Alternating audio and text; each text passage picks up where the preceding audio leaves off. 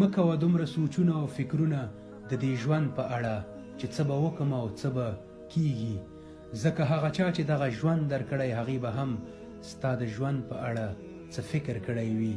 هغه مسایل او هغه خبرې چې ستا د وس وتلي هغه ټولې الله ته وسپاره، ځکه د هغه سره یې حل مخکې د مخکې نه پروت وي، خو هغه ستاسې د صبر امتحان اخلي. الله تعالی فرمایي دا دنیا ماته د مچ د وزر په اندازه هم ارزښت نه لري، نو ته د مچ په وزر کې خپله برخه څومره بولي. په ژوند کې په ښو حالاتو شکر او په بدو باندې صبر وکړه. قرآن یې موږ ته وایي. السلام علیکم.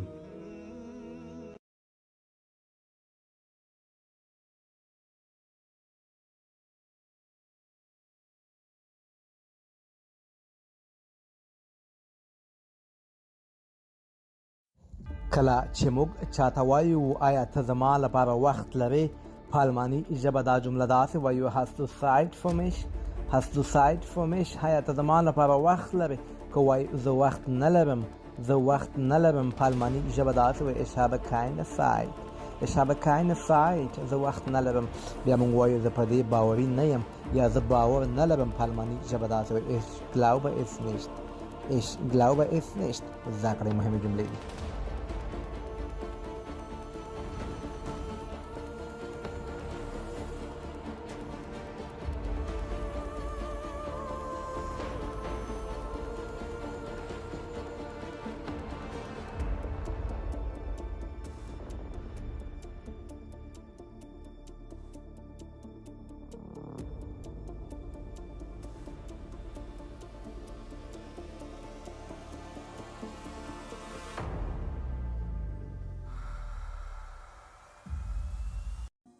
دا دي درته جوړې مې کړې مهمې او ښایسته جملې چې روزمره ژوند کې ترې استفاده کولی شئ.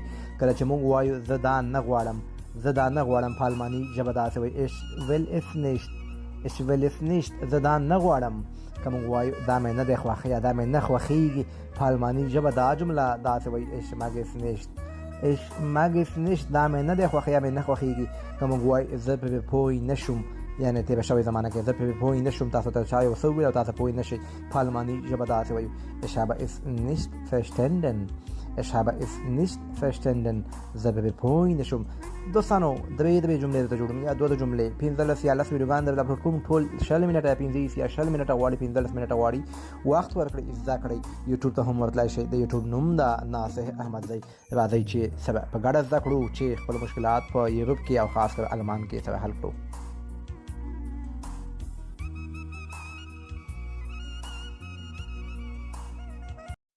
راځئ دوستانو درې مهمې جملې زده کړو د الماني ژبې. کله چې موږ چاته وایو اجازه راکړئ فکر وکړم، اجازه راکړئ فکر وکړم، سوچ وکړم، په الماني ژبه داسې وایي lass mich nachdenken. lass mich nachdenken. اجازه راکړئ فکر وکړم.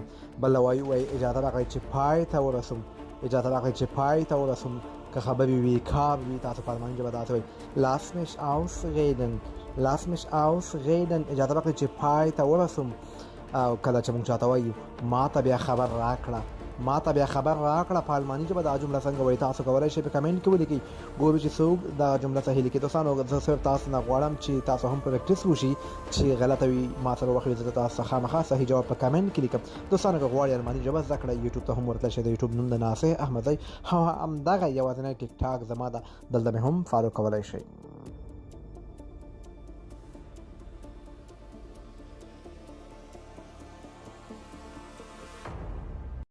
دوی اصطلاحات زکو په الماني ژبه وایي اجازه راکړئ چې دننه شم، یعنی داخل ته شم، په الماني ژبه داسې وایي lass mich rein. lass mich rein. lass وایي اجازې ته، وایي اجازه راکړئ چې لاړ شم. دا اصطلاح ده دوستانو، په مختلفو طریقو ویل کېږي، دا هم صحیح ده. lass mich los. lass mich los. اجازه راکړئ چې لاړ شم. بله دا وایي ما یوازې پرېږده، ما تنها پرېږده، په الماني ژبه داسې وایو lass mich allein. lass mich allein. ما یوازې پرېږده، چې په انګلیسي کې وایي leave me alone. leave me alone. دوستانو که غواړئ الماني ژبه زده کړئ یوټیوب ته هم ورتلی شئ. د یوټیوب نوم د ناصح احمدزی او دا ټیک ټاک دا یوازې همدا ټیک ټاک لرم، دلته مې هم تعقیبولی شئ او خپل مشکلات د ما سره حل کړئ.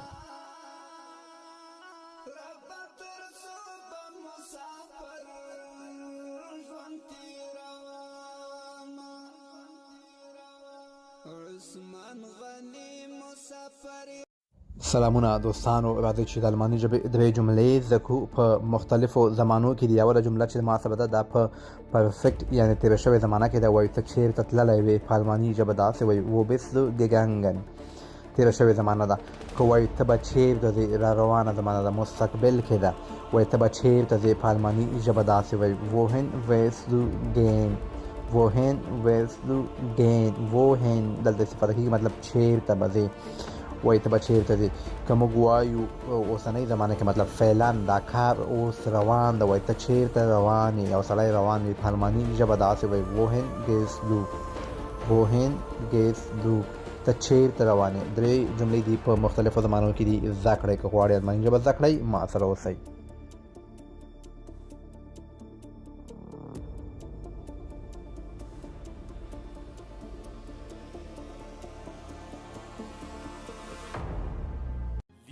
درې مهمې جملې او اصطلاحات زده کوو چې دوستان ورڅخه تشویق سي. وایي تاسو یې کولی شئ، تاسو یې کولی شئ یا ته یې کولی شئ. په الماني ژبه داسې وایي du kannst es schaffen. du kannst es schaffen. ته یې کولی شئ. وایي دوام ورکړئ او مه تسلیمیږئ. دوام ورکړئ او مه تسلیمیږئ. په الماني ژبه داسې وایي mach weiter und gib nicht auf. mach weiter und gib nicht auf. دوام ورکړئ، مخکې لاړ شئ، مه تسلیمیږئ.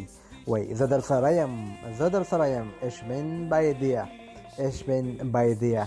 وایي زه در سره یم. دوستانو درې جملې دي، اسانه جملې دي. وخت ورکړئ، ولیکئ ځان سره، بیا بیا یې وګورئ. انشاءالله چې په ذهن کې به مې کښېني، تاسو به یې زده کړئ. یوټیوب چینل ته هم ورتلی شئ. د یوټیوب نوم ده ناصح احمدزی.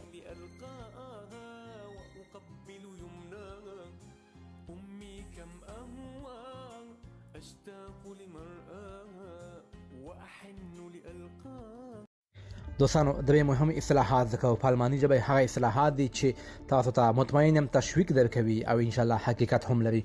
وایي په ځان باور ولره، په ځان باور ولره. په الماني ژبه داسې وایي glaub an dich selbst. glaub an dich selbst چې په انګلیسي کې ورته وایي believe on yourself. په ځان باور ولره. که موږ وایي لاس مه اخله، مه تسلیمیږه. لاندې دوه اصطلاحات دي، دواړه یو معنا ورکوي خو مختلف طریقو باندې ویل کېږي. وایي لاس مه اخله، مه تسلیمیږه. په الماني ژبه داسې وایي gib nicht auf. gib nicht auf. لاس مه اخله، نا امیده کېږه مه. چلنج قبول که، مخکې لاړ شه. لاندې بله اصطلاح ده، وایي هېڅ کله همت له لاسه مه ورکوه، هېڅ کله مه تسلیمیږه، هېڅ کله امید له لاسه مه ورکوه. په الماني ژبه داسې وایي niemals aufgeben. niemals aufgeben.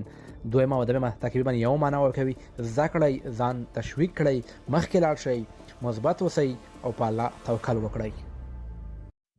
درې مهمې جملې زده کوو د الماني ژبې. کله چې موږ چاته وایو زه ستاسو څخه مننه کوم یا ستاسو شکرګزار یم یا ستاسو احسانمند یم، ټولې معناګانې ورکوي. دا جمله داسې وایي ich bin dir dankbar. ich bin dir dankbar. زه ستاسو څخه مننه کوم. که موږ بیا چاته وایو هېڅ ستونزه نه ده، هېڅ خبره نه ده، مشکل نشته، په الماني ژبه دا اصطلاح داسې وایو überhaupt kein problem. überhaupt kein problem. هېڅ خبره نه ده، هېڅ ستونزه نه ده. که موږ چاته پوښتنه کوو آیا ته مطمئن یې، آیا ته ډاډه یې، په الماني ژبه دا جمله داسې وایو bist du sicher. bist du sicher. آیا ته مطمئن یې، ډاډه یې. دوستانو که غواړئ الماني ژبه زده کړئ، بهترین فرصت ده ټیک ټاک د سره وخت ورکړئ. 20 منټه 15 منټه د ورځې. یوټیوب هم شته، د یوټیوب نوم ده ناصح احمدزی. هلته به تاسو هم دا ویډیوګانې موندلی شئ. کولی شئ دلته پوښتنې هم وکړئ او کم وخت کې ډېر څه زما سره زده کړئ.